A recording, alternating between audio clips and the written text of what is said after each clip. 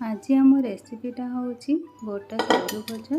सारू को एमती प्रथम आपण धोई नेबे। धोई सारा पर गोटे प्रेसर कुकर एमती रखिए, ताको सिझा पानी रखिए। किसी पानी एथिरे ऐड करेंगे, 2 कप पानी ऐड करेंगे।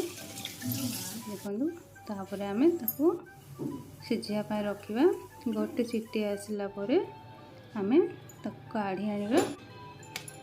देखो एमती प्रथम गोटे प्लेट सब सारू गुड़ को बाहर को आनिबा।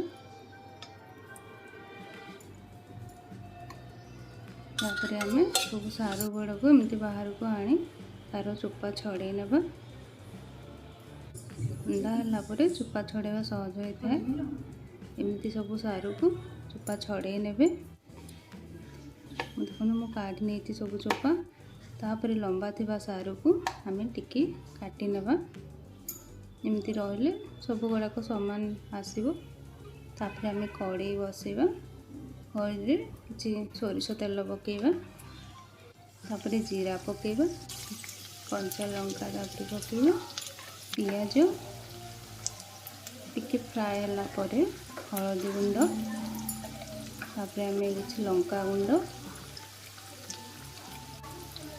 स्वाद अनुसार आम लुण पकेबा। तापर काटी सारू को आम पकेबा। सब मसला को गोला बेले टिके आम घाटी नेबा। देखो एपरी भाव में आम सब मसला गुड़ाक मिक्स हो गला।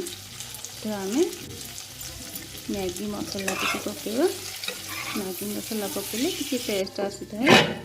आप जेकोसी मसला भी पकई पारे। एमती घोड़े नेबा। 2 मिनट गलापर आउ थे आम ताको टे घाटी नेबा। देखो टे भजा हो आसला। आउ 3-4 मिनट पर आम आउ थे ताको काढ़ी टे घाटी नेबा। देखिए भजा एथर आमर हो गला। किसी कलर आसला पर आम गोल्डन कलर आसला पर आम ताको काढ़ी आनिबा। यदि आपको ये रेसिपीटी भल लगी था लाइक शेयर कमेंट माध्यम मत जनइबे। सब्सक्राइब करने को भूलिए ना। देखो एमती आम बाहर को काढ़ी आनिबा। देखो केते सुंदर देखा जाउची। गोटे प्लेट रे आम रखिला परे यह पखाल भात सहित बहुत भल लगी था।